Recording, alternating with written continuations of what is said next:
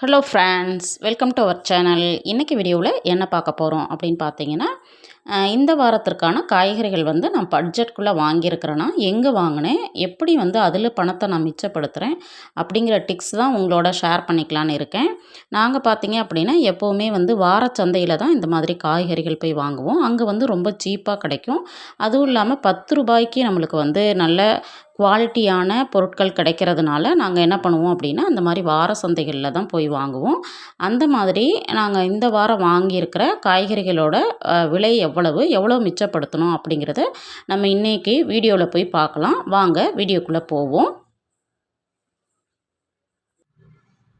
இந்த வாரத்துக்கான காய்கறிகளுக்கு பார்த்தீங்க அப்படின்னா நான் வந்து இந்த மாதிரி கவர் வந்து ஒவ்வொரு மாதமும் நான் வந்து பணத்தை எடுத்து வச்சுருப்பேன். அந்த மாதிரி வெஜ் அண்ட் நான்வெஜ்ஜிலேருந்து தான் நான் என்ன பண்ண போகிறேன் அப்படின்னா இந்த வாரத்துக்கு ஒரு இந்த வாரத்துக்கான காய்கறிகளுக்கு நான் வந்து இந்த மாதிரி கவரில் போட்டு வச்சுருப்போம் அப்படிங்கிறது உங்களுக்கு தெரியும். ஆல்ரெடி பார்த்தீங்க அப்படின்னா சேனலை தொடர்ந்து பார்க்குறவங்களுக்கு தெரியும். நான் ஒவ்வொரு மாதத்துலேயும் ஒவ்வொரு செலவுக்கும் இந்த மாதிரி பிரித்து வச்சு தான் வந்து செலவுகளை செய்துக்கிட்டு இருக்கேன். இந்த மாதிரி பார்த்தீங்கன்னா வெஜ்ஜு நான்வெஜ்ஜுக்குன்னு ஒரு கவர் வச்சுருக்கேன். இந்த கவர்லேருந்து இந்த வாரத்துக்கான பணத்தை வந்து நான் வந்து இதுலேருந்து எடுக்கிறேன். இந்த வாரத்துக்கு பார்த்தீங்க அப்படின்னா காய்கறிகளுக்கு வந்து 300 ரூபாய் எடுக்கிறேன். இந்த 300 ரூபாயை நம்ம வந்து கடைக்கு கொண்டு போயிட்டு மார்க்கெட் போயிட்டு திரும்ப வரும்போது நம்ம கையில் வந்து கண்டிப்பாக ரிட்டர்ன் கொண்டு வரணும் அப்படிங்கிற மாதிரி நான் எடுக்கிறேன். ஆனால் என்ன பண்ணுவேன் அப்படின்னா இதை வந்து நான் மார்க்கெட்டுக்கு போகிறதுக்கு முன்னாடி இந்த 300 ரூபாய் எடுக்கிறோம் இல்லைங்களா, இதுலேருந்து ஒரு 10% அமௌண்ட்டை என்ன பண்ணுவேன்னா இதுலேயே திரும்ப எடுத்து வச்சுட்டு போயிடுவேன்.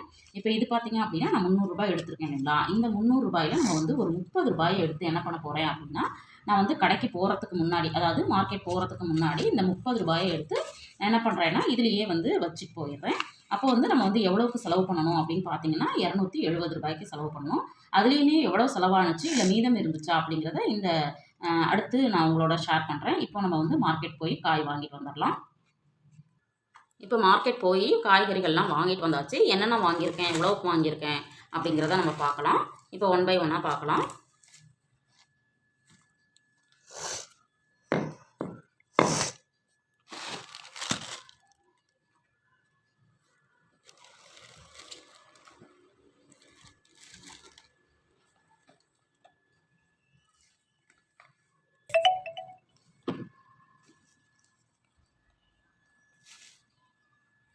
காய்கறிகள் பார்த்தீங்க அப்படின்னா இதெல்லாம் தான் வாங்கியிருக்கோம். என்னென்ன வாங்கியிருக்கோம், எவ்வளோக்கு வாங்கியிருக்கோம் அப்படிங்கிறத பார்க்கலாம் 1 பை 1. இது பார்த்தீங்க அப்படின்னா முட்டைக்கோசு. இது வந்து ஜஸ்ட்டு 10 ருபீஸ் தான். இது வந்து பப்பாளி பழம். இந்த பழம் வந்து ரொம்ப சூப்பராக இருந்துச்சு. ரொம்ப நாள் ஆச்சு இந்த பழம்லாம் சாப்பிட்டு அப்படிங்கிறதுனால இது வந்து வாங்கினேன். இது வந்து ஒரு 20 ரூபா. இது வந்து முள்ளங்கி பார்த்தீங்க அப்படின்னா போன வாரம் வாங்கலை அப்படிங்கிறதுனால இந்த வாரம் வாங்கியிருக்கேன். இது ஒரு 10 ரூபா. இது பார்த்தீங்க அப்படின்னா இது ஒரு 10 ரூபா. அடுத்தது பார்த்தீங்கன்னா பாகக்காய். இது பார்த்தீங்கன்னா இவ்வளோ பெரிய பாகக்காயே பார்த்தீங்கன்னா 10 ரூபாய்க்கு தான் கிடச்சிது. அதனால் இதை வந்து நான் வாங்கிட்டேன். கண்டிப்பாக வந்து இந்த கசப்பு சுவை உள்ளது வந்து நம்ம சேர்த்துக்கணும் அப்படிங்கிறதுக்காக எப்போவுமே வந்து ஒரு வாரம் விட்டு ஒரு வாரம் நான் வந்து பாகக்காய் வந்து யூஸ் பண்ணுவேன். அடுத்தது வந்து கேரட் 10 ரூபா. பீன்ஸும் பார்த்தீங்க அப்படின்னா 10 ரூபா தான். அடுத்தது வந்து இது வந்து எப்போவுமே பூ வந்து ஒரு 10 ரூபாய்க்கு வாங்குவேன். அது வந்து ஃப்ரெஷ்ஷாக இருந்துச்சு, அதனால் இதை வாங்கியிருக்கேன். தேங்காய் வந்து இந்த வாரம் பார்த்தீங்கன்னா 1 தான் வாங்கியிருக்கேன். போன வாரம் வாங்கினது 1 வந்து மீதம் இருந்துச்சு. அதனால் இதுவும் பார்த்தீங்கன்னா வெறும் 10 ரூபா தான். இது வந்து கருவேப்பிலை கொத்தமல்லி எப்போவுமே வந்து 2ம் மிக்ஸ் பண்ணி ஒரு 10 ரூபாய்க்கு வாங்கிடுவேன். கத்திரிக்காய் வந்து 10 ரூபாய். அப்புறம் வந்து பார்த்தீங்க அப்படின்னா லெமன். இது வந்து லெமன் சாதம் பண்ணுறதுக்கு வந்து எனக்கு வாரத்துக்கு 10 ரூபாய்க்கு வாங்கினா போதும். இது வந்து 10 ரூபா. சமயத்தில் ஜூஸுமே போட்டு குடிச்சுப்போம். அடுத்தது பார்த்திங்கன்னா இந்த அவரைக்காய் பார்த்திங்கன்னா ரொம்ப சீப்பாக இருந்துச்சு இந்த வாரம்.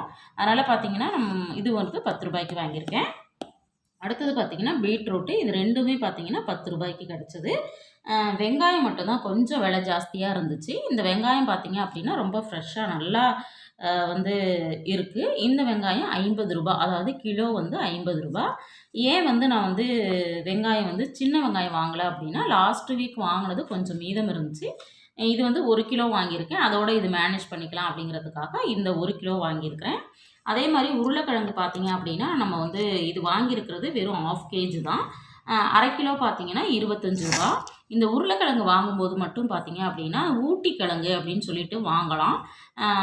ஏன்னா ஏன் இதை நான் சொல்கிறேன் அப்படின்னு பார்த்தீங்கன்னா, இதுக்கு முன்னாடி எனக்கு வந்து இந்த கிழங்கு பற்றி தெரியாததுனால எல்லா உருளைக்கிழங்குமே வாங்கி வச்ச அதுக்கப்புறம் பார்த்தீங்கன்னா அதாவது முளைச்சி போயிடுது. அந்த மாதிரி இருக்கும் பொழுது நான் வந்து உருளைக்கிழங்கு விற்கிறவங்க கிட்ட கேட்கும்போது அவங்க சொன்னாங்க, இந்த மாதிரி ஊட்டி உருளை அப்படின்னு சொல்லி வாங்குங்க. அது கொஞ்சம் காஸ்ட்லியாக இருக்கும். பட் வந்து பார்த்தீங்க அப்படின்னா அது வந்து முளைக்காது அப்படின்னு சொன்னாங்க.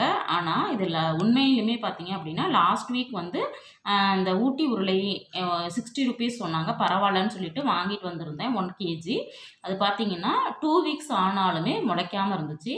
அதனால் பார்க்குற வியூவர்ஸுமே பார்த்தீங்க அப்படின்னா உருளைக்கிழங்கு உங்களுக்குமே முளைக்குது அப்படின்னா நீங்கள் வாங்கும் பொழுது இந்த மாதிரி ஊட்டி உருளைன்னு கேட்டு கொஞ்சம் காஸ்ட்லியாக இருந்தாலும் பரவாயில்லன்னு வாங்குங்க. இது 2 வீக்ஸ் ஆனால் கூட முளைக்கிறது இல்லை. அதனால் இது வந்து 1/2 கேஜி வாங்கியிருக்கிறேன். இது பார்த்தீங்க அப்படின்னா கிலோ 50 ரூபா, அரை கிலோ வந்து 25 ரூபா. ஏன்னா போன வாரம் வாங்கினது கொஞ்சம் மீதம் இருந்துச்சு. இது தக்காளி பார்த்தீங்க அப்படின்னா இந்த மாதிரி கொஞ்சம் நாட்டு தக்காளியாக பார்த்து வாங்கினீங்கன்னா நம்மளுக்கு வந்து சமையலுக்கு வந்து ரொம்ப டேஸ்ட்டாக இருக்கும். இது பார்த்தீங்க அப்படின்னா இந்த வாரம் வந்து தக்காளி 1 கிலோ வந்து 35 ருபீஸ், அதாவது 35 ரூபா. இது வந்து 1 கிலோ வாங்கியிருக்கேன். இப்போ நம்ம வந்து மொத்தமாக எவ்வளோக்கு வாங்கியிருக்கோம், எனக்கு வந்து மீதமானுச்சா இல்லை எக்ஸஸாக செலவாயிடுச்சா அப்படிங்கிறத கால்குலேட் பண்ணலாம். தக்காளி பார்த்தீங்கன்னா 35 ரூபா. அடுத்தது வந்து உருளைக்கிழங்கு 25 ரூபா. இது ரெண்டும் சேர்த்து 60 ரூபா. அடுத்தது வந்து வெங்காயம் பார்த்தீங்க அப்படின்னா 50 ரூபா. அப்போ நம்மளுக்கு வந்து இது 110 ரூபா வந்துருச்சு. இதோட சேர்க்கும்போது 120. இது 10 ரூபா சேர்த்தோன்னா 130, 140, 150, 160, 170, 180, 190. தேங்காய் 10 ரூபா, 200 ரூபா வந்துடுச்சு. அடுத்தது இது பார்த்தீங்க அப்படின்னா 10 ரூபா, 210, 220. அடுத்தது பார்த்தீங்கன்னா இது 10 ரூபா, 230. அடுத்தது பார்த்தீங்கன்னா 230. இது வந்து 20 ரூபா, 250 ரூபா. இது பார்த்தீங்கன்னா 10 ரூபா. அப்போது நம்மளுக்கு 260 ரூபா. நான் வந்து மார்க்கெட் போகிறதுக்கு முன்னாடியே நான் உங்கள்கிட்ட சொல்லியிருந்தேன். என்ன சொல்லியிருந்தேன் அப்படின்னு பார்த்தீங்கன்னா, இந்த வாரத்துக்கான காய்கறிகளுக்கான அமௌண்ட்டு பார்த்தீங்க அப்படின்னா நான் இதிலேருந்து 300 ருபீஸ் எடுத்துட்டு இதில் வந்து மீதம் வந்து பார்த்தீங்க அப்படின்னா ஒரு 30 ரூபாயை ஃபஸ்ட்டே எடுத்து வச்சுட்டு போயிருந்தேன். அப்போ வந்து 270 ரூபா தான் நான் என்ன பண்ணியிருந்தேன் அப்படின்னா காய்கறிகளுக்கு எடுத்துகிட்டு போயிருந்தேன். அதுலேயுமே பார்த்தீங்கன்னா இப்போ கால்குலேட் பண்ணும் பொழுது எனக்கு 260 ரூபா தான் வந்துருந்துச்சு. மீதம் வந்து ஒரு 10 ரூபா இருந்துச்சு இல்லைங்களா, அந்த 10 ரூபாய் என்ன பண்ணுவேன் அப்படின்னா இந்த மீதமான காசை உடனே கொண்டு வந்து எந்த கவரில் நம்ம எடுக்கிறோமோ அதே கவரில் நான் வச்சுருவேன். அப்போ வந்து அந்த அமௌண்ட் வந்து நம்மளுக்கு சேவ் ஆகும். இப்போ பார்த்தீங்கன்னா நான் வந்து மார்க்கெட் போகிறதுக்கு முன்னாடி ஒரு 30 ரூபா வந்து இதிலேயே வச்சுட்டு போனேன் இல்லைங்களா, அந்த 30 ரூபா இப்போ மீதம் கொண்டு வந்த ஒரு 10 ரூபா இதையும் சேர்த்து பார்த்தீங்க அப்படின்னா எனக்கு இந்த வாரம் காய்கறிகளில் பார்த்தீங்க அப்படின்னா எனக்கு வந்து 40 ரூபா மீதமாயிருக்கு.